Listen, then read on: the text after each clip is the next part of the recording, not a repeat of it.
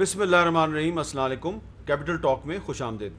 Corona virus کے باعث ابھی تک پاکستان اور پاکستان سے باہر روزانہ لاشیں گر رہی ہیں اور بڑی تعداد میں گر رہی ہیں. ساتھ ہی ساتھ گرمی کا موسم ہے اور گرمی کے ساتھ ساتھ بارشیں بھی شروع ہو چکی ہیں اور اس گرمی اور بارش نے ہبس جو ہے اس کو بھی بڑھا دیا ہے. تو یہ جو ہبس کا موسم ہے اس میں لوڈ شیڈنگ لوگوں کا ایک بہت بڑا مسئلہ بن گیا اور خاص طور پہ جو پاکستان کا سب سے بڑا شہر کراچی ہے وہاں پہ تو لوڈ شیڈنگ سے لوگ بہت ہی پریشان نظر آ رہے ہیں. تو لوڈ شیڈنگ کا یہ ماحول ہے. آج ہم لوڈ شیڈنگ پہ بات کرنا چاہتے ہیں لیکن کیا کریں کہ ایک وفاقی وزیر علی زیدی صاحب جو ہیں انہوں نے آج ایک پریس کانفرنس کے ذریعے جو جے آئی ٹی رپورٹس ہیں ان کو بھی ایک بہت بڑا ایشو بنا دیا ہے اور ان کا یہ دعویٰ ہے کہ سندھ حکومت نے کل جو جے آئی ٹی رپورٹس پبلک کی ہیں اس میں سے کم ایک جے آئی ٹی رپورٹ جو ہے اس میں یا ٹیمپرنگ کی گئی ہے یا تبدیلی کی گئی ہے اور انہوں نے چیف جسٹس آف پاکستان سے یہ اپیل کی ہے کہ وہ اس کا از خود نوٹس لیں ورنہ وہ خود ایک پٹیشنر کے طور پہ سپریم کورٹ میں درخواست دائر کریں گے. تو سوال یہ پیدا ہوتا ہے کہ اس وقت پاکستان کا اور کراچی کا سب سے بڑا مسئلہ لوڈ شیڈنگ ہے یا یہ جے آئی ٹی رپورٹس ہیں, اور اگر ان جے آئی ٹی رپورٹس میں کوئی ٹیمپرنگ ہوئی ہے یا کوئی تبدیلی ہو گئی ہے تو یہ ایک بہت بڑا الزام ہے جو کہ ایک وفاقی وزیر لگا رہا ہے. تو سوال اس میں یہ بھی پیدا ہوتا ہے کہ یہ جو جے آئی ٹی رپورٹ جس کے بارے میں وہ کہہ رہے ہیں کہ اس کو تبدیل کر دیا سندھ حکومت نے, تو اس میں 6 اداروں کے افراد نے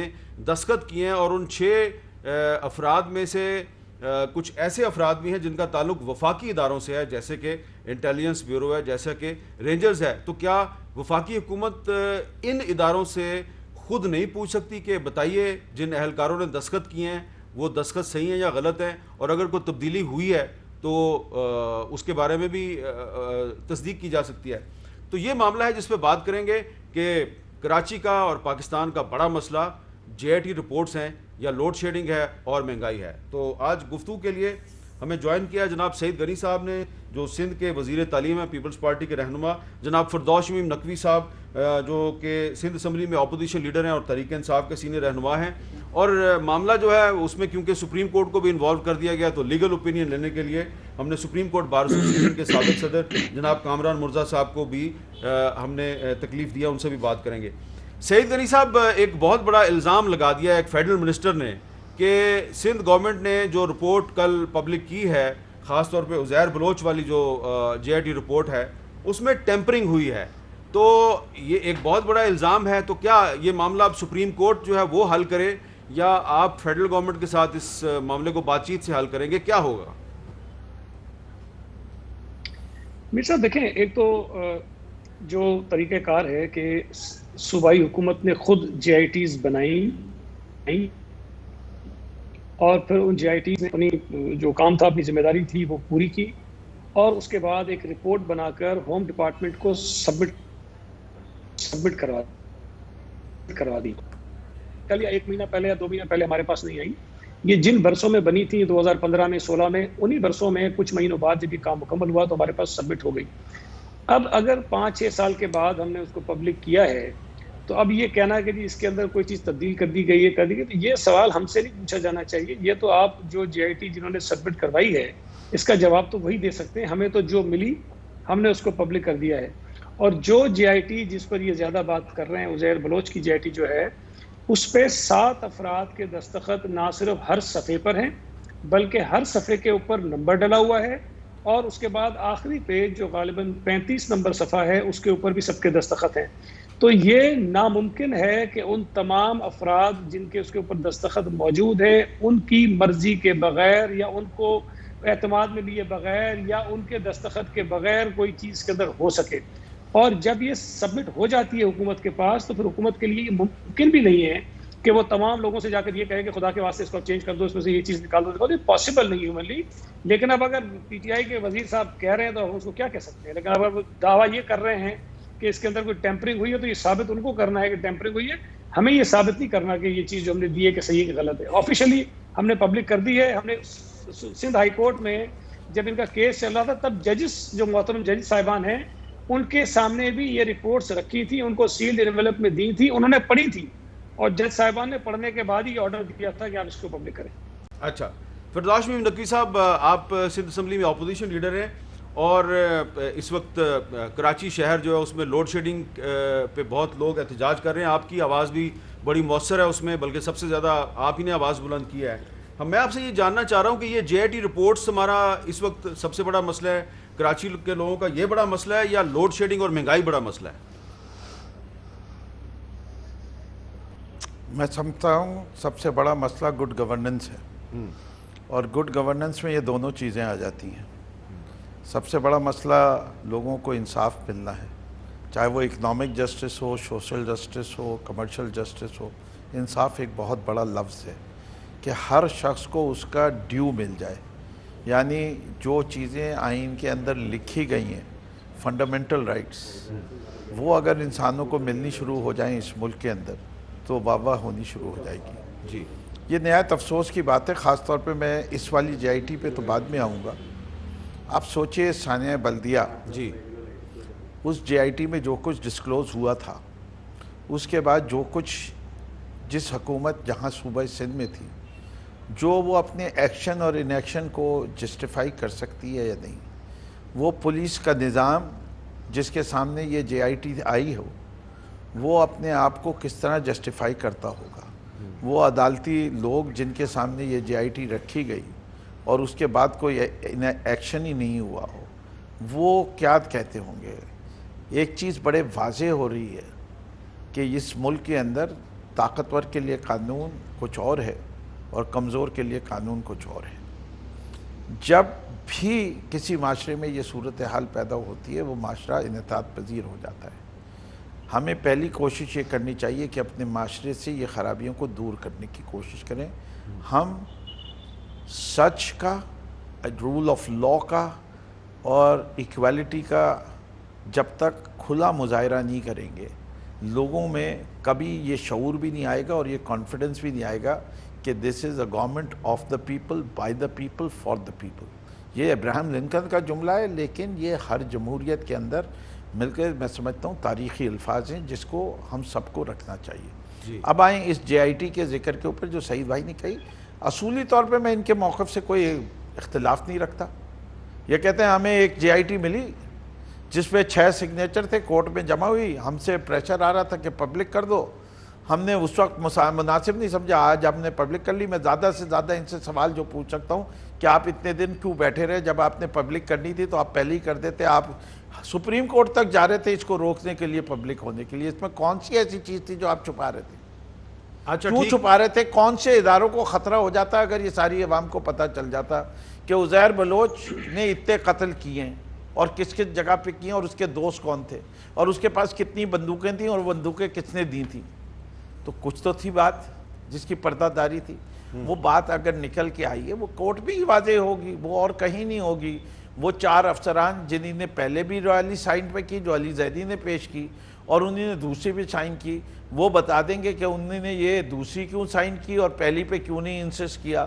تو وہ پھر یہ بھی سامنے آ جائے گا کہ کس کے کہنے پہ ان پولیس افسرانوں نے ضد کی ہوگی کہ جی ہم اس والی پہ نہیں سائن کریں گے, ہم اس والی پہ سائن کرنے کو تیار ہیں. ٹھیک ہے, تو وہ کہیں نہ کہیں تو بات کھلے گی, اور بات کھلنی چاہیے. بالکل اس ٹھیک سے ہے. کہ جن لوگوں کے نام آئے ہیں, جن یہاں تو وہ باتیں ہوئی ہیں جس کو کل رات کا اگر کسی نے پروگرام دیکھ رہے ہو, خاص طور پہ ہمارے معصومانہ بھائی کیا, تو اس کے اندر نبیل گبول صاحب نے بھی یہی بات کہی کہ جی یہ وہ جے آئی ٹی نہیں ہے. اچھا, اس کے اندر انہیں وہ سب بھی دکھایا کہ فریال تالپور کہتی ہیں کہ میں تو جانتی نہیں, قائم علی شاہ کہتے میں جانتا ہی نہیں, تصویریں. اچھا, آپ نے فردوس صاحب آپ نے جو سوال اٹھایا بڑا اہم سوال آپ نے کرتے ہیں.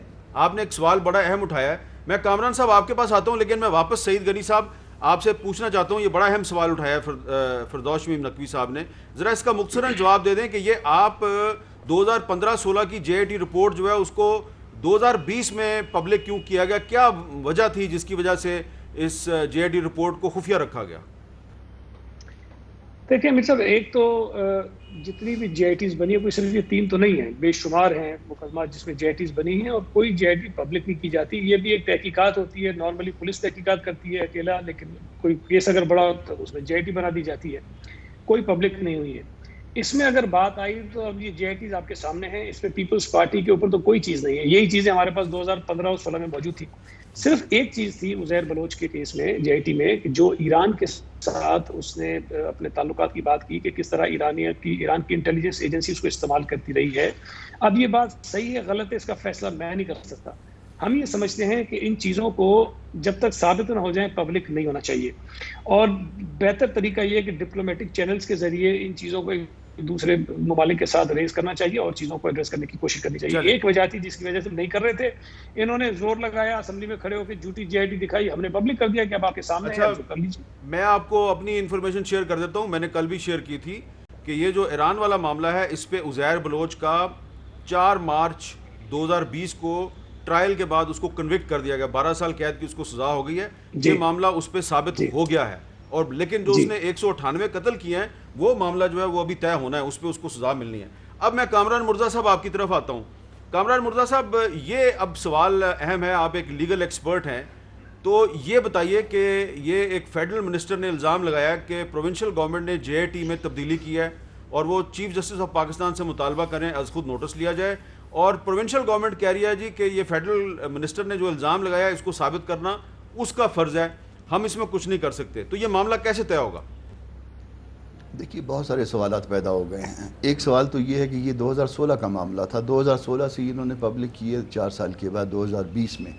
اب جب 2020 میں پبلک کی ہے تو ایک چیز جو ہم کو دیکھنی ہے کہ کیا وہ جی آئی ٹی کے جو ممبر تھے وہ زندہ ہیں، یا کیونکہ یہ چیزیں جو ہے نا وہ پھر اس میں کیا کوئی فوت تو نہیں ہو گیا، کوئی اس طرح کی باتیں جو ہے نا وہ آپ کو نیگیٹو میں اس کے جانا پڑے گا اور دیکھنا پڑے گا. اچھا جے آئی ٹی جو ہے وہ جس وقت لیجسلیشن جب اس کے پیچھے نہیں ہوئی تھی اس وقت بھی جے آئی ٹی ہوا کرتی تھی اور ایڈمنسٹریٹو آرڈر سے ہوتی تھی، مگر اس وقت بھی اس کی کوئی ایویڈینشری ویلیو نہیں ہوتی تھی. آج گو کہ اے ٹی اے میں جو ہے وہ اس کو انٹروڈیوس کروا دیا گیا ہے، اس میں اپنا تحفظ پاکستان میں انٹروڈیوس کروایا تھا، ایک آدھ جگہ شاید اور بھی انٹروڈیوس کروایا گیا ہو. مگر ایک چیز آپ دیکھیے، رپورٹ کی آپ نے لینگویج دیکھی ہے کہ یہ جو ہے نا وہ ڈسکلوز کر رہا ہے، ڈسکلوجر ہے اس کا جو اپنا عزیر بلوچ کا ڈسکلوجر کے پرسنس میں کوئی ریکوری نہیں ہے، اور ڈسکلوجر کے پرسنس میں اگر کوئی ریکوری نہیں ہے تو پھر آرٹیکل 38 ہے قانون شہادت آرڈر 1984 کا. اگر وہ اسٹیٹمنٹ بیفور دی پولیس میں آئے گا، اسٹیٹمنٹ بیفور دی پولیس جو ہے نا اگر کوئی ریکوری نہیں ہے تو پھر اس کو کس حد تک بلیو کیا جا سکے گا. یہ تو ایک، اور اس کے بعد جو ہے نا وہ پنڈورا باکس کھلے گا، یہ تو تبدیلی کی ہے یا نہیں کی ہے. اس کے بعد یہ انہوں نے کیا ایویڈنس کیا کلیکٹ کی ہے اس میں، اور یہ صرف سارے کیا ڈسکلوجر ہیں کہ اس نے 158 یا 158 قتل کیے ہیں، 13 گینگز کے ساتھ تھا، اس میں بھتہ لیا کرتا تھا. مگر یہ سارے جو ہے نا وہ ان 4-5 لوگوں کے پاس جو اس کے ممبر تھے جے آئی ٹی کے، ان کے سامنے ڈسکلوجر ہے. ڈسکلوجر کا کیا جو ہے وہ لیگل سٹیٹس ہوگا یہ بھی ڈٹرمن ہونا ہے، اور یہ کسی لیٹ سٹیج پہ ہوگا، اور جب وہ سٹیج آئے گا تو پھر جو ہے نا وہ سارے بینیفٹ جو ہے نا وہ اس کو بلوچ صاحب کو، عزیر بلوچ صاحب کو ملیں گے. اور پھر جو ہے نا معاملہ جو ہے نا یہ ایک تو ایشو یہ ہے کہ تبدیلی ہو گئی ہے یا نہیں ہوئی ہے اس میں، اور دوسرا ایشو یہ ہے کہ وہ ایڈمیزیبل بھی ہے کہ نہیں ہے. اگر کوئی بھی دونوں میں سے کوئی رپورٹ ہے تو اللہ رحم کرے، بس اس کو اگر کوئی سٹیٹمنٹ کروانے تھے تو اس کے بیفور میجسٹریٹ کرواتے، اس کی ایویڈنس کی کلیکٹ کرتے. کامران صاحب بیفور میجسٹریٹ بھی ہے، 164 کا بیان بھی ہے جو کہ 27/4/2016 کو ریکارڈ ہوا ہے، اور یہ بیان بھی میرے پاس موجود ہے، پورے کا پورا بیان ہے. اس بیان میں جو اس نے فریال تالپور صاحبہ کا نام لیا ہے، اس میں اس نے زرداری صاحب کا بھی نام لیا ہوا ہے. یہ بیان جو ہے اس میں جو اس نے کوئی بہت سی باتیں کی ہیں وہ جے آئی ٹی رپورٹ میں نہیں ہیں. پھر 2-3 سوال اور بھی پیدا ہو جائیں گے. یہ جو 164 ہوا ہے، 164 کا بیان ہوا ہے، وہ اس کی اریسٹ کے کتنے دنوں بعد ہوا ہے؟ ایک سوال یہ پیدا ہوگا. پھر اگر وہ دوسرا میٹیریل جو ہے اس کے ساتھ یہ کنٹراڈکٹ کر رہا ہے تو پھر کس کو بلیو کریں گے؟ اس کا بینیفٹ کس کو ملے گا؟ ظاہر ملزم کو ملے گا. تو یہ سارا کچھ جو ہے نا وہ آپ اس کو سمجھ سکتے ہیں اس معاملے کو. اب اس میں فردوس میں نقوی صاحب ایک سوال میرا یہ ہے کہ جو ہمارے پاس جو رپورٹ ہے جو کل سندھ گورنمنٹ نے ریلیز کی ہے، اور سعید غنی صاحب بھی ابھی بتا رہے تھے، تو جو اس کا لاسٹ پیج ہے اس لاسٹ پیج پہ 6 افراد کے دستخط ہیں، اور اس میں اسپیشل برانچ سندھ کے لوگ ہیں، سی ٹی ڈی کے ایک افسر ہیں، انٹیلیجنس بیورو کے افسر ہیں، آئی ایس آئی کے افسر ہیں، ایم آئی کے افسر ہیں، اور پاکستان رینجر سندھ کے افسر ہیں. اب میرا سوال آپ سے یہ ہے کہ انٹیلیجنس بیورو ایک وفاقی ادارہ ہے، پاکستان رینجرز بھی جو ہے وہ وزارت داخلہ کے انڈر آتی ہے، تو تو کم از کم آپ آئی بی والوں سے اور سندھ رینجرز کے جو اہلکار ہیں جن کے دستخط ہیں اس پر، وفاقی حکومت ان سے پوچھ سکتی ہے بھائی کہ یہ آپ کے دستخط ہیں یا نہیں ہیں. Simple is that. تو ایک فیڈرل منسٹر صاحب جو ہیں آپ کے ساتھی، وہ سپریم کورٹ سے کیوں کہہ رہے ہیں کہ وہ از خود نوٹس لے؟ وفاقی حکومت خود کیوں نہیں پوچھ لیتی آئی بی سے اور رینجر سے کہ آپ کے دستخط ہیں یا نہیں ہیں؟ اگر صحیح ہیں تو یہ بتائیں کہ اس میں تبدیلی ہوئی ہے یا نہیں ہوئی. دیکھیں، جو چیز مجھے نظر آ رہی ہے اور میں یہ پیورلی انٹرپریٹیشن کر رہا ہوں کہ ان میں سے جو فیڈرل گورنمنٹ کے لوگ تھے 4 لوگ، ان کے دستخط والی ایک جے آئی ٹی موجود ہے جس میں 43 صفحے، اور ایک یہ دوسری جے آئی ٹی ہے جس میں بھی ان کے دستخط ہیں، وہ 35 صفحے کی. جی. اس سے میں 2 مطلب لے سکتا ہوں. ایک مطلب تو یہ کہ وہ 35 صفحے میں جو کچھ لکھا ہوا ہے وہ افسران کہہ رہے ہیں کہ ہاں یہ صحیح لکھا ہوا ہے، اس لیے ہم نے سائن کر دیا. جو 43 صفحے والی ہے وہ کہتے ہیں یہ بھی لکھا ہوا تھا. 2 افسران نے ایگری نہیں کیا. انہوں نے کہا چلو جتنوں پہ تم ایگری کرتے ہو اس پہ تو سائن کرے، باقی کا بعد میں دیکھا جائے گا. انہی نے وہ رپورٹ بھی داخل کر دی پولیس کے پاس اور اپنے اپنے اداروں کے ریکارڈ میں کہ this is what our interpretation ہے، یہ ہم نے سمجھا ہے، یہ ہمارے سامنے بات ہوئی ہے. باقی کسی دباؤ کی وجہ سے 2 حضرات جو سندھ حکومت کے ہیں، یا کوئی دباؤ نہیں، ان کے اپنے ضمیر نے ان کو اجازت نہیں دی کہ وہ یہ چیز پہ لکھیں، تو وہ پھر یا تو 4 افسران غلط ہیں یا وہ 2 افسر غلط ہیں. اس کے لیے پہنچنے کے لیے فیصلہ کون کرے کہ کس نے کس پہ دباؤ ڈالا، کہ وہ انہی نے جب سائن تو وہ بھی ہوئے ہوئے ہیں، 4 کے سگنیچر اس پہ بھی ہیں، 2 کے نہیں ہیں، تو ان 2 نے کیوں نہیں سائن کیا؟ کیا وہ 4 جھوٹ بول رہے ہیں یا ان 2 پہ کوئی دباؤ تھا؟ اس کا فیصلہ کون کرے گا؟ اس کا فیصلہ صرف ایک جوڈیشل کمیشن کر سکتا ہے. اچھا، اب سعید غنی صاحب ذرا یہ بتا دیجئے کہ کیا یہ بات درست ہے کہ ایک 43 پیجز کی 43 پیجز کی ایک جے آئی ٹی علیحدہ ہے اور 35 صفحے کی جے آئی ٹی جو سندھ گورنمنٹ نے ریلیز کیا وہ علیحدہ ہے، اور 43 صفحوں والی جو ہے اس پہ دستخط کسی اور نے کیے ہیں اور 35 صفحوں والی پہ دستخط کسی اور نے کیے ہیں، اور ساتھ ہی ساتھ جو عزیر بلوچ دستخط انہی لوگ ہیں حامد میر صاحب، دستخط تو نہیں کیے ہیں. اچھا جی، تو اور جو دستخط سیم لوگوں کے عزیر بلوچ کا جو 164 کا بیان ہے اس میں جو پیپلز پارٹی کے رہنماؤں کا اس نے ذکر کیا ہے لیکن جے آئی ٹی میں ذکر نہیں ہے. یہ 2 سوال بڑے اہم ہیں. دیکھیں میر صاحب، ایک تو مجھے کامران مرتضیٰ صاحب اس پہ کریکٹ کر سکتے ہیں. دیکھیں، جو جے آئی ٹیز بنتی ہیں اس میں صوبائی حکومت کا محکمہ داخلہ وہ جے آئی ٹی کانسٹیٹیوٹ کرتا ہے، اور جب جے آئی ٹیز اپنا کام پورا کر لیتی ہیں، جو رپورٹ بناتی ہیں، جو مرتب کرتی ہیں، وہ رپورٹ ہوم ڈپارٹمنٹ میں سبمٹ کرا دیتی ہیں. اب یہ کہنا فردوس شمیم نقوی صاحب کا کہ ایک آدمی رینجرز کا تھا تو اس نے رینجرز کو دے دی، تو ایک آئی بی کا تھا تو اس نے آئی بی کو دے دی، اور ایک ادھر کا تھا ادھر دے دی، یہ میرا نہیں خیال کہ اس طرح ہوتا ہے. جب جے آئی ٹی کے تمام ممبران اس پہ دستخط کرتے ہیں تو ایک سربراہ ہوتا ہے جے آئی ٹی کا، وہ جا کر ہوم ڈپارٹمنٹ میں اپنے لیٹر کے ساتھ اس کو سبمٹ کرا دیتا ہے، اور یہی کچھ ان جے آئی ٹیز میں ہوا ہے. اب مجھے نہیں پتا کہ جی کس نے کہاں جمع کرائی، کون سی غلط تھی کون سی صحیح تھی. میں نے تو یہ خود بھی تینوں جے آئی ٹیز اس وقت دیکھی ہیں جب یہ پبلک ہوئی ہیں، اور عزیر بلوچ کی 2-3 دن پہلے میڈیا کے ذریعے آنا شروع ہو گئی تھی تو وہ میں نے دیکھ لی. تو یہ 3 جے آئی ٹیز ہم نے جو بعد میں دیکھی اس پہ، بلکہ ایک جو ہے مورائی صاحب والی، نثار مورائی والی جو جے آئی ٹی ہے، اس میں 2 افراد کے دستخط نہیں ہیں. تو جس طرح ہمیں سبمٹ ہوئی تھی اسی طرح ہم نے پبلک کر دی ہے. باقی جو آپ نے شاید کوئی اور بات پوچھی کہ ہمارے جو لوگوں کے نام ہیں 164 میں، میں آپ کو 2-3 مثالیں دے دیتا ہوں. 164 میں قادر پٹیل صاحب کے اوپر بھی ایلیگیشن ہے، وہی ایلیگیشن جس کو علی زیدی صاحب دہراتے ہیں. قادر پٹیل جو ہے وہ برطانیہ میں تھے، رینجرز اس کی تحقیقات کر رہی تھی عزیر بلوچ کی. انہوں نے قادر پٹیل کو نوٹس بھیجا کہ یہ آپ آئیے، آپ سے ہم نے تحقیقات کرنی ہے. قادر پٹیل لندن سے واپس آیا اور 2 یا 3 دن تک رینجرز صبح سے شام تک ان سے تحقیقات کرتی رہی، اور اس عزیر بلوچ کے ایشو میں انہوں نے قادر پٹیل کو کلیئر کر دیا. اس کے ساتھ ساتھ اور کئی لوگوں کے اس کے اندر نام ہے جس میں پولیس آفیسرز بھی ہیں جنہوں نے ارشد پپو کو اٹھایا اور پولیس موبائل میں لے کر آیا اور سب کچھ کیا. کئی لوگ ان مقدمات میں گرفتار ہوئے، اور گرفتار ہونے کے بعد میرا اپنا خیال یہ کہ شاید سارے کے سارے جو ہیں وہ ضمانتوں پہ آ گئے ہیں، یا شاید کوئی چھوٹ بھی گیا ہوگا، کوئی ایک آدھا جیل میں ہوگا، لیکن اکثریت لوگوں کی آج جیل میں نہیں ہے، جیل سے باہر ہیں. تو اگر تو اس 164 کے اسٹیٹمنٹ میں اتنی طاقت تھی اور اتنی سچائی تھی تو نہ تو قادر پٹیل کو رینجرز کو کلیئر کرنا چاہیے تھا، اور نہ ہی جو وہ افراد اس میں اور مختلف قتل کے الزامات میں اس کے ساتھ شامل تھے ان کو عدالتوں کو اتنی آسانی سے ضمانتیں دے دینی چاہیے تھی. وہ لوگ باہر پھر رہے ہیں. تو میرا خیال ہے کہ ہمیں انتظار کرنا چاہیے کہ 164 کا اسٹیٹمنٹ بھی جو ہے اس کی حیثیت اور وقت بھی آپ کے سامنے شاید آ جائے گی کسی وقت. اب اس میں کامران مرزا صاحب یہ بتائیے کہ جو 164 کی جو اسٹیٹمنٹ ہوتی ہے یہ اس اسٹیٹمنٹ کی قانونی اہمیت کیا ہے؟ کیا یہ ہو سکتا ہے کہ بعد میں عزیر بلوچ کہہ دے کہ جی مجھ پہ دباؤ تھا اور میں نے دباؤ میں یہ اسٹیٹمنٹ دی تھی؟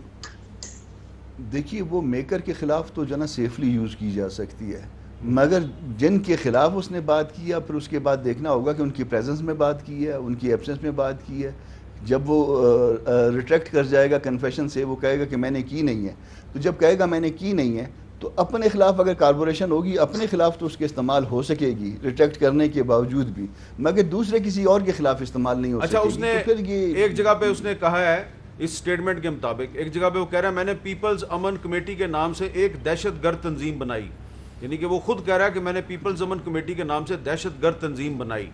تو یہ تو اس کے خود اپنے خلاف استعمال ہو جائے گی. اپنے خلاف استعمال ہو سکتی ہے، دوسرے کے خلاف نہیں. ریٹریکٹ کرے گا تو ریٹریکٹ کرنے کے بعد، کیونکہ خالی اس پہ ریلائی کر کے سزا دینا سیف کبھی بھی نہیں ہوتا کیونکہ وہ کسٹڈی میں ہوتا ہے. اچھا، تو میکسیمم جو ہے اس کے اپنے خلاف استعمال ہو سکتی ہے، کسی اور کے خلاف بہت مشکل ہوتا ہے. اچھا، اب میں ذرا اس میں چاہ رہا ہوں کہ آج علی زیدی صاحب نے ہمارے پروگرام کیپٹل ٹاک کے بھی کچھ کلپس جو ہیں وہ اپنی پریس کانفرنس میں چلائے ہیں. تو ایک میں پہلے آپ کو سنوانا چاہ رہا ہوں پورا کلپ. زیدی صاحب نے پورا کلپ نہیں چلایا، میں آپ کو پورا کلپ سنوانا چاہ رہا ہوں. آصف زرداری صاحب سے 2015 میں ہم نے ایک انٹرویو کیا تھا، وہ کلپ زیدی صاحب نے چلایا ہے، لیکن ہم اس کو ذرا پورا چلانا چاہ رہے ہیں. ذرا دیکھیے اس میں کیا تھا. الطاف حسین کے بعد آپ کی بھی باری آ سکتی ہے. ان کے لیے ایک سہولت مرزا صاحب نے بیان دیا، تو کچھ دنوں میں اگر عزیر بلوچ پاکستان آ گئے تو ہو سکتا ہے عزیر بلوچ آپ کے خلاف بیان دے دیں. پہلی بات تو عزیر بلوچ کا اور ہمارا کوئی واسطہ نہیں ہے. اچھا، پیپلز پارٹی میں کبھی رہے نہیں. اور دوسری بات یہ ہے کہ جو بھی حالات ہوں گے آدمی اس کو فیس کرے گا. تو عزیر بلوچ پیپلز امن کمیٹی میں تھے، تو پیپلز امن کمیٹی کا بھی پیپلز پارٹی سے کوئی تعلق نہیں؟ کوئی واسطہ نہیں. تو ان کی جو آپ کی پارٹی کے کچھ رہنماؤں کے ساتھ تصویریں، پریس کانفرنسز، اس کا کیا کریں گے؟ انڈیویجولی آپ کسی جگہ بھی جاتے ہیں، ہو سکتا ہے کوئی پارٹی والے ان کے پاس بھی گئے ہوں یا ان سے کہ ایریا جب لیاری میں گئے ہوں تو ان کی ملاقات ہو گئی ہو. دیٹ ڈزنٹ مین کہ اگر میں یہاں سے اٹھ کے کسی پولیٹیکل انڈیویجول کے پاس جاتا ہوں، میں روز دوسری پولیٹیکل فورسز سے ملتا ہوں، پختونخوا میں بھی ملتا ہوں، بلوچستان میں بھی ملتا ہوں، پنجاب میں بھی ملتا ہوں. دیٹ ڈزنٹ مین کہ ان کے ساتھ میرا کوئی پولیٹیکل ایفیلیشن ہو گئی. تو جو لیاری سے جو آپ کے ایم پی ایز اور ایم این ایز منتخب ہوئے جو کہ عزیر بلوچ کے ساتھی ہیں، ان کو پیپلز پارٹی نے ٹکٹ کیوں دیا؟ آپ کہہ رہے ہیں کہ ان کے ساتھی ہیں، ہمیں اس کی انفارمیشن نہیں ہے. اب زرداری صاحب نے کہا کہ آپ کہہ رہے ہیں کہ وہ عزیر بلوچ کے ساتھی ہیں، ہمیں اس کی انفارمیشن نہیں ہے. لیکن یہ تو انٹرویو میں نے 2015 میں کیا تھا، لیکن 2012 میں لیاری میں جب عزیر بلوچ موجود تھے اور مرکز اور صوبے میں پیپلز پارٹی کی گورنمنٹ تھی، تو لیاری میں جا کے میں نے عزیر بلوچ سے بھی بات کی تھی اور لیاری کا دورہ بھی کیا تھا. اس دورے میں میں نے کیا دیکھا تھا وہ ایک لمبی کہانی ہے. لیکن عزیر بلوچ جو ہیں وہ میرے ساتھ وفاقی وزیر داخلہ رحمان ملک کا بھی شکوہ کر رہے تھے اور پروونشل گورنمنٹ کا بھی شکوہ کر رہے تھے، اور پھر کچھ دنوں کے بعد انہوں نے آصف زرداری صاحب کے بارے میں کیا کہا، ذرا یہ بھی سن لیں. کیوں پاک فوج کے حوالے نہیں کرتے ہیں کراچی شہر کو؟ کراچی کے لوگوں کی جان اور مال کی تحفظ کے لیے اگر پاک فوج نہیں آئے گا تو یہ مزید اسی طریقے سے لاشیں گرتے رہیں گے اور کراچی کے حالات. عزیر بلوچ صاحب مجھے یہ کہہ رہے ہیں کہ کراچی میں فوج کو بلا لو، جبکہ وفاقی حکومت کے کچھ وزیر کہتے ہیں کہ عزیر بلوچ تو بی ایل اے کے دہشت گردوں کو پناہ دیتا ہے. دیکھو، اگر ہم بی ایل اے کے دہشت گردوں کو پناہ دیتے تو ہم فوج کا مطالبہ نہیں کرتے تھے، ہم چیف جسٹس سے ریکویسٹ نہیں کرتے تھے، صدر پاکستان سے اپیل نہیں کرتے تھے. ہم محب وطن پاکستانی ہے، یہ سازش کے تحت صرف متحدہ کہہ رہی ہے، اور وفاقی وزیر داخلہ رحمان ملک صاحب وہ جو اسلم چودھری نے BLA کے 3 دہشت گرد ادھر سے گرفتار کیے، وہ کہاں سے آئے تھے؟ وہ سر وہ تقریباً 18 جنوری سے وہ لاپتہ تھے، ان کا کیس سپریم کورٹ میں بھی چل رہا ہے، بلوچستان ہائی کورٹ میں بھی۔ تو یہ 2012-13 میں عزیر بلوچ کہہ رہے تھے کہ اپنے ہی لوگوں کے خلاف آپریشن کرتی ہے پیپلز پارٹی اور ہم اس سے نفرت کرتے ہیں۔ تو یہ اختلافات کی اصل کہانی کیا ہے، اس پہ بھی بات کرتے ہیں وقفے کے بعد۔